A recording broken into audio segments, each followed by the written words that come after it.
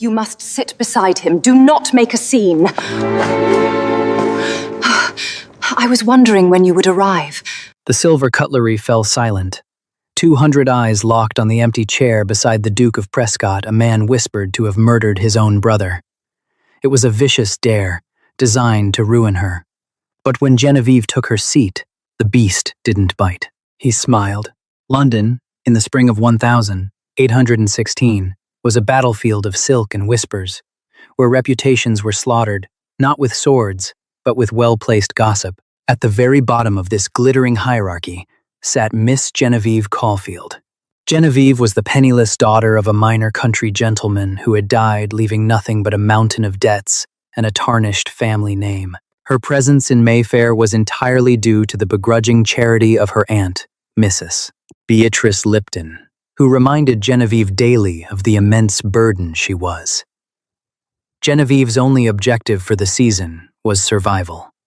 Secure a quiet, respectable match, perhaps a clergyman or an older widower, before her aunt's meager funds ran dry and she was cast out to become a governess. But high society is notoriously cruel to the beautiful and the vulnerable. Genevieve possessed a striking, quiet beauty, porcelain skin, intelligent emerald eyes, and auburn hair that seemed to catch the candlelight. This naturally drew the ire of the season's undisputed tyrants, Lady Arabella Fitzroy and her sycophant companion, Miss Clara Beaumont. Arabella was an heiress of immense wealth and immense cruelty. She had noticed how Lord Hastings, the wealthiest young bachelor in town, had allowed his gaze to linger on Genevieve during a waltz. That singular glance sealed Genevieve's fate. Arabella decided the quiet country girl needed to be humiliated, publicly and permanently. The opportunity presented itself at the Dowager Duchess of Roth's grand mid-season ball. It was the social event of the decade, not because of the champagne or the orchestra, but because of a single guest in attendance, Arthur Pendleton, the Duke of Prescott. The Duke of Prescott was a phantom of the ton. He had not attended a social function in nearly 5 years. Standing at 6'3", with raven hair peppered with premature silver and shoulders broad enough to eclipse a doorway, he was a terrifying figure. A jagged, faded scar cut across his left jawline, a brutal souvenir from the Peninsular War. But it wasn't his appearance that terrified the ton, it was his reputation. Whispers followed Prescott like a shadow. Some said he was mad, suffering from a darkness of the mind inherited from his disgraced father. Others claimed he was responsible for the sudden, tragic death of his younger brother in a duel on the continent. Servants rumored that he kept to the west wing of his massive estate, breaking furniture in fits of violent rage. He was known simply as the Beast of Mayfair. Anyone who valued their life or their social standing gave the Duke a wide berth. When he walked into a room, people scattered. As the guests prepared to transition from the ballroom to the grand dining hall for the midnight supper, Arabella cornered Genevieve in the dimly lit retiring room. "Miss Caulfield," Arabella purred, blocking the doorway alongside Clara. "I couldn't help but notice how desperately you've been trying to secure a patron this evening. It is rather pathetic, watching you hover at the edges of the room like a stray dog." Genevieve kept her chin high, though her heart hammered against her ribs. "If you will excuse me, Lady Arabella, my aunt is waiting for me." "Your aunt is currently weeping in the card room because her creditors have threatened to seize her carriage," Arabella replied, her smile venomous. "You are hours away from total ruin, Genevieve. But I am feeling generous tonight. I will propose a wager." Genevieve swallowed hard. "I do not gamble, my lady." "You will tonight," Arabella sneered, stepping closer. "Look at the seating chart. The Dowager Duchess has placed the Duke of Prescott at the head of the secondary table. No one has claimed the seat beside him. Everyone is terrified. Here is my wager. Sit beside him. Remain there for the entirety of the first and second courses. Engage him in conversation. If you do this, if you survive an hour beside the beast without fleeing in tears, I will have my father's solicitor pay off your aunt's remaining debts tomorrow morning. But if you refuse, or if you run, I will tell the entire ton that you were caught in the gardens, compromising yourself with a footman. You will be cast out of London by dawn." It was a trap. Sit next to a volatile, dangerous man and risk his legendary wrath, or face absolute destruction at Arabella's hands. Genevieve looked into Arabella's cold, mocking eyes. She thought of her fragile aunt, of the debtor's prison looming over their heads. She had no choice. Agreed, Genevieve whispered. May God forgive you, Arabella. Oh, he already has, Arabella laughed. Now run along to the lion's den, little mouse. The grand dining hall was a cavern of mahogany, crystal, and flickering candelabras. Hundreds of guests were finding their seats, the room buzzing with the symphony of scraping chairs and polite laughter. But at the far end of the hall, an unnatural silence hung over table 4. Arthur Pendleton, the Duke of Prescott, sat in the center.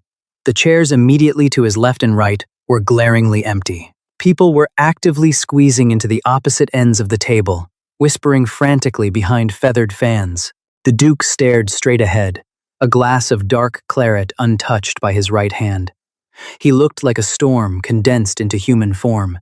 His jaw was set in granite, his dark eyes brooding and utterly devoid of warmth. Genevieve's hands shook so violently she had to clasp them together against her stomach. Every instinct screamed at her to turn around, to run out into the rainy London night and never return. But the phantom weight of her father's debts pushed her forward. She stepped up to the table. The murmuring around her abruptly died. Several dowagers gasped. Across the room, Arabella and Clara watched with gleeful anticipation, waiting for the explosion. Genevieve pulled out the heavy oak chair to the Duke's immediate right. The sound scraped loudly against the marble floor. The Duke did not turn his head, but his broad shoulders tensed. Genevieve carefully smoothed her skirts and sat down. The silence that followed was agonizing. It was a thick, suffocating dread. For 5 excruciating minutes, as the footmen began to serve the first course of roasted quail and turtle soup, neither Genevieve nor the Duke spoke. Genevieve stared at her porcelain plate, her breathing shallow. She could feel the heat radiating from him. He smelled of rain, leather, and something sharp, like bergamot. Engage him in conversation, Arabella's threat echoed in her mind. Genevieve gripped her napkin under the table until her knuckles turned white. She turned her head slightly. The string quartet is playing quite beautifully tonight. Your Grace, she managed, her voice trembling terribly. The Duke of Prescott slowly turned his head. Up close, his eyes were not black, but a deep, turbulent navy blue. The scar on his jaw gave his face a permanent, dangerous edge. He stared at her. He didn't blink. He looked at her as if she were a remarkably foolish insect that had just landed on his plate. Do you have a death wish, madam, or are you simply deaf to reason? His voice was a low, gravelly baritone that vibrated in Genevieve's chest. It wasn't a shout. It was a deadly, quiet rumble. Neither, Your Grace, Genevieve whispered, fighting the urge to look away. I merely required a seat. There are 50 other chairs in this room, he retorted coldly. Yet you choose the one beside the man society believes eats children for breakfast. Why? Genevieve's breath hitched. She looked across the room and saw Arabella holding a fan to her face, eyes shining with malice. The Duke followed Genevieve's gaze. His sharp eyes locked onto Arabella, then flicked back to Genevieve's pale, trembling face. He noted her outdated, mended gown, her lack of expensive jewelry, and the sheer terror masking her features. Arthur Pendleton was a man who had commanded armies. He read battlefields, and he could certainly read a Mayfair ballroom. I see, the Duke murmured softly, leaning in just a fraction of an inch. You are the victim of a wager, a dare. Genevieve felt a hot tear prick the corner of her eye, but she blinked it away fiercely. Please, Your Grace. If I do not remain here for 2 courses, my family will be ruined. I swear to you, I will not speak another word. I will be as silent as a ghost. Just, please, do not send me away. Arthur stared at her. For years, he had allowed the rumors to fester because they kept the greedy, shallow society at bay. He despised the ton and their petty games. He saw the genuine desperation in Genevieve's emerald eyes. This wasn't a girl seeking attention. This was a girl fighting for her life. Suddenly, the Duke reached out. Genevieve flinched, but he bypassed her entirely, picking up the silver carafe of wine. He poured a generous measure into her empty crystal goblet. "Drink," he commanded softly.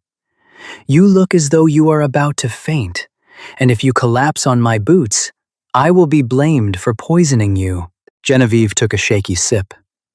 The warmth of the wine steadied her.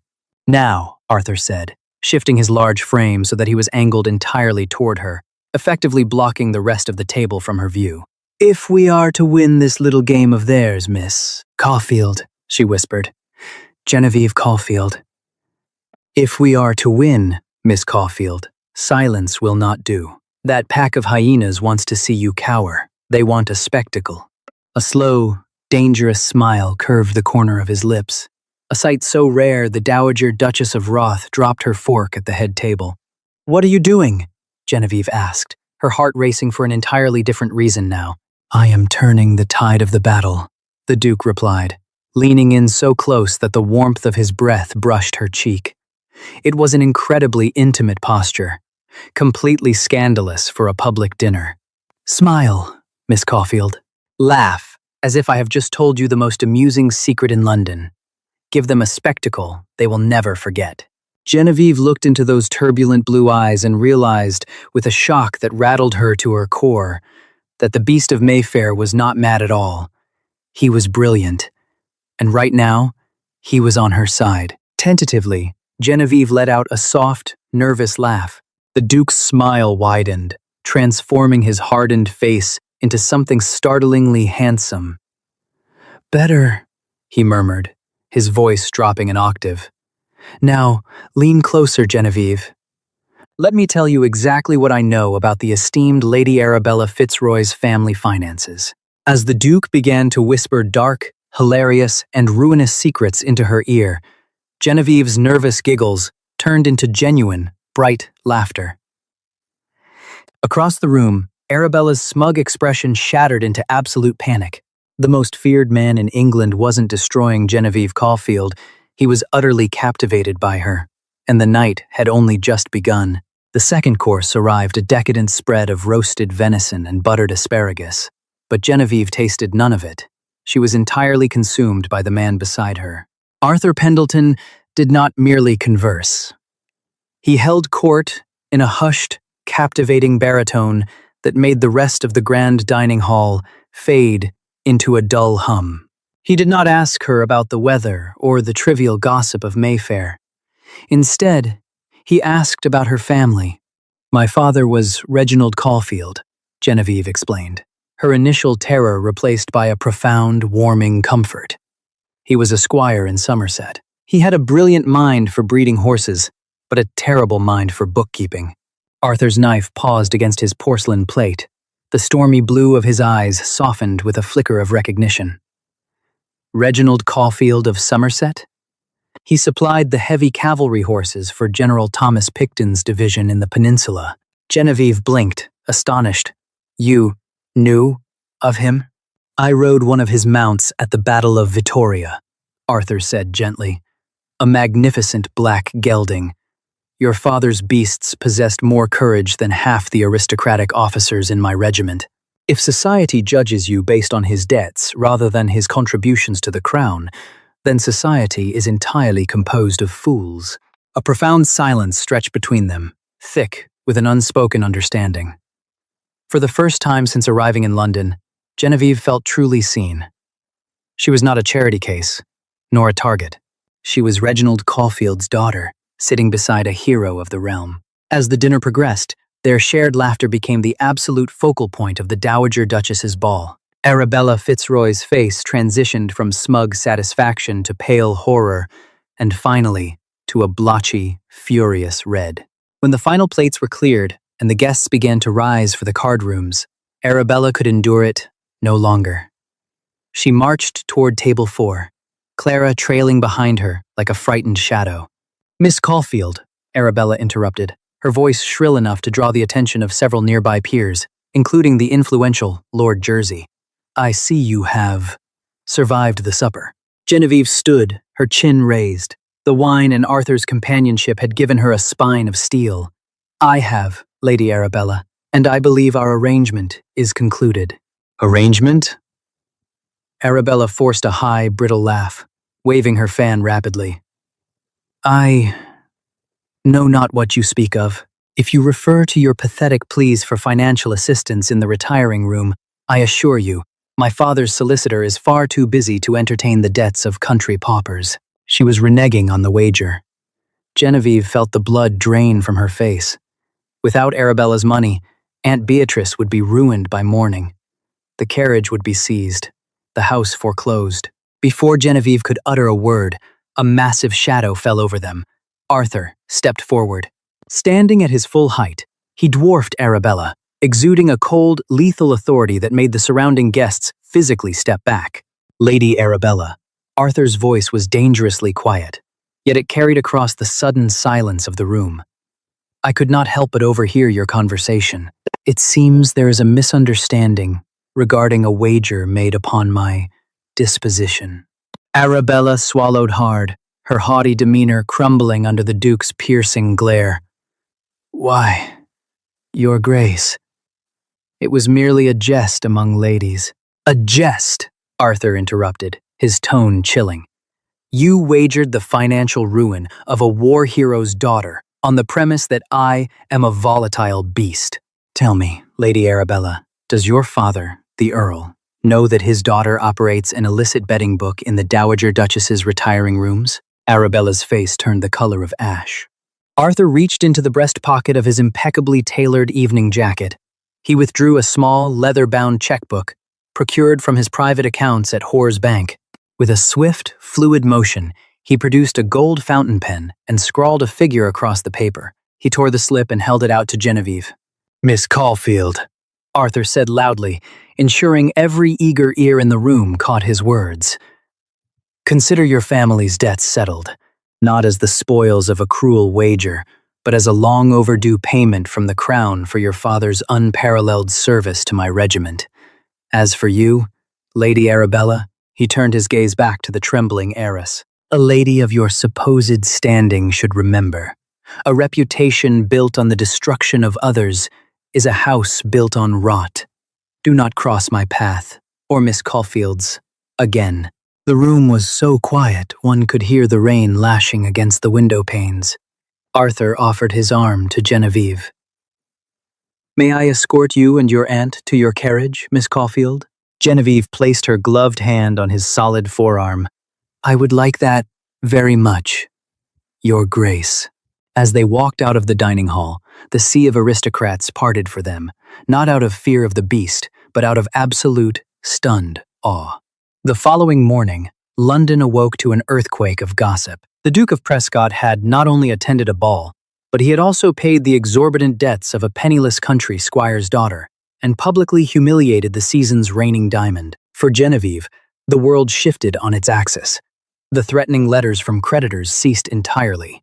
Aunt Beatrice, previously a fountain of complaints, now treated Genevieve as if she were made of spun gold. But the most remarkable change was the daily arrival of a black lacquered carriage bearing the Prescott crest at their modest townhouse. Arthur and Genevieve's courtship was unconventional, swift, and entirely intoxicating. They rode together in Hyde Park during the quiet morning hours, away from the prying eyes of the ton. They visited the British Museum, where Arthur passionately debated antiquities, proving his brilliant intellect. Behind closed doors, away from the whispers of madness and murder, Genevieve discovered a man of profound honor, bearing deep, invisible wounds. But the elite of Mayfair rarely surrender their prejudices without a fight, and Arabella Fitzroy was a woman scorned. If she could not ruin Genevieve financially, she would ruin her morally. 3 weeks into the courtship, a vicious rumor swept through the drawing rooms of London, accelerated by an anonymous pamphlet printed on Fleet Street. The pamphlet claimed that the Duke of Prescott's sudden generosity was not born of chivalry, but of blackmail. It spun a filthy tale that Genevieve was already compromised, carrying the child of a footman, and that she had seduced the mad Duke into a hasty attachment to cover her shame. Genevieve learned of the pamphlet while attending a quiet afternoon tea at Lady Jersey's estate. The whispers were deafening. Women she had begun to call friends turned their backs as she entered the room. Humiliated and heartbroken, Genevieve fled into the pouring rain, walking the 2 miles back to her aunt's house, her tears mingling with the London drizzle. When she arrived, Arthur was waiting in the parlor. He took one look at her soaked, trembling form and crossed the room in 2 strides, wrapping his large, warm coat around her shoulders. "They printed lies," Genevieve sobbed, burying her face in his chest. "Arabella has won. My reputation is ash, Arthur. You cannot be seen with me anymore. They will drag your name back into the mud." Arthur held her tightly, resting his chin on the top of her head. "My name has resided in the mud for 5 years, Genevieve. I assure you, it is quite comfortable there." He pulled back, framing her wet face with his large hands. His thumbs gently brushed away her tears. "I came here today with a purpose, Genevieve, and a penny pamphlet, written by cowards, will not deter me. But before I ask you what I intend to ask you, you must know the truth. All of it." He led her to the velvet settee by the fireplace. For the first time, the imposing Duke of Prescott looked vulnerable. "They call me a fratricide," Arthur began, his voice rough. "They say I murdered my brother, Edward, in a duel over a woman in Paris." Genevieve shook her head vehemently. "I do not believe them. I know the man you are." "You need to know the facts," he insisted gently. "Edward and I were not in Paris. We were in Belgium, stationed near the crossroads of Quatre Bras in 1815. Edward was a captain in the infantry, rash and desperate for glory. During a French cavalry charge, he broke formation. He led his men into a slaughter." Arthur took a shuddering breath, his hand instinctively rising to the jagged scar on his jaw. "I rode into the melee to pull him out. A French dragoon's saber caught my face, but I managed to drag Edward into the tree line. He was bleeding heavily from a musket wound to the chest. As he lay dying in my arms, he begged me for one thing."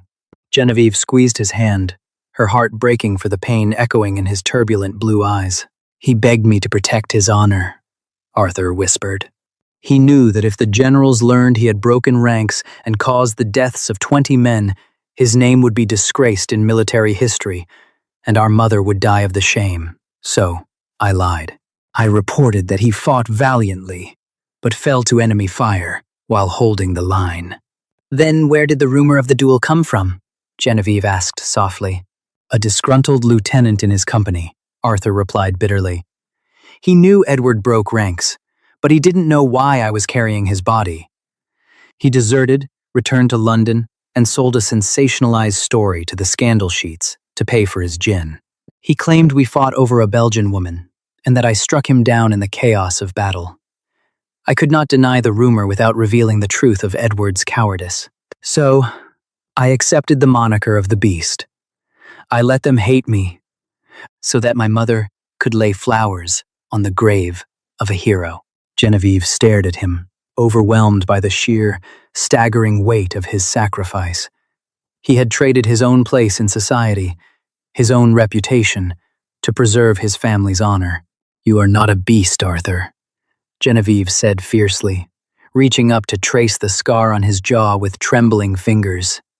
"You are the most honorable man in England." Arthur leaned into her touch, closing his eyes for a brief, fleeting moment. When he opened them, the storm had cleared, leaving only a burning, unwavering devotion. He slipped from the settee, dropping gracefully to one knee on the Persian rug.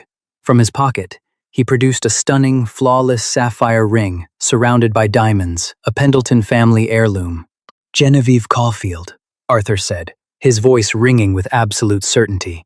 "You sat beside me when the rest of the world ran. You laughed with me when they expected you to cry.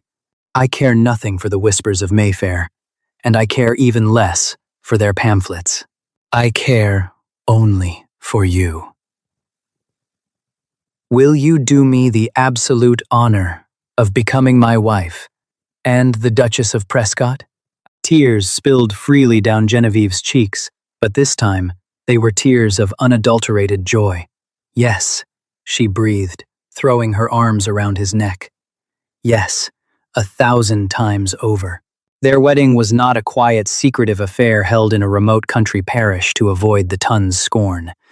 It was held at St. George's, Hanover Square, directly in the heart of Mayfair. Arthur utilized every ounce of his immense wealth and historical influence. He called upon his military allies, including the Duke of Wellington himself, who stood as one of Arthur's groomsmen. The presence of the supreme military commander of the British Empire effectively crushed any remaining whispers about Arthur's past and obliterated Arabella's vile pamphlets. Society, ever fickle and eager to align with power, pivoted instantly. Those who had shunned Genevieve weeks prior now clamored desperately for pews in the church. Arabella Fitzroy and Clara Beaumont were not invited. As Genevieve walked down the aisle in a gown of shimmering ivory silk, her eyes were locked entirely on Arthur.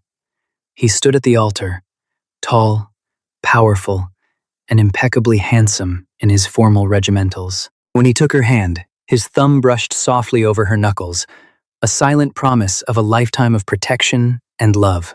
The Duke and Duchess of Prescott did not hide in the west wing of their estate. They threw open the doors of Prescott House, hosting grand salons that championed arts, sciences, and veterans of the Peninsular War. Genevieve ruled London society not with cruelty or fear, but with grace, intelligence, and an open heart. As for the daring wager that started it all, the silver carafe and the empty chair from table 4 were eventually moved to the private library of Prescott House. A silent, enduring testament to the night a vicious dare brought a fearless country girl to the side of a wounded beast, and in doing so, saved them both. What a journey from a cruel social wager to a triumph of love and honor. Genevieve and Arthur's story proves that courage and truth will always outshine the darkest of rumors. If you were captivated by this thrilling tale of Regency drama, hidden scars, and a love that defied all odds, please hit that like button. Don't forget to share this video with your fellow romance enthusiasts and subscribe to our channel for more spectacular historical storytelling. See you next time.